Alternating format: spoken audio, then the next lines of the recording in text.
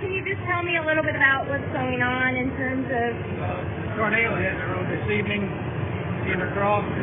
Started on the west side of town. Came through. We got the fire line.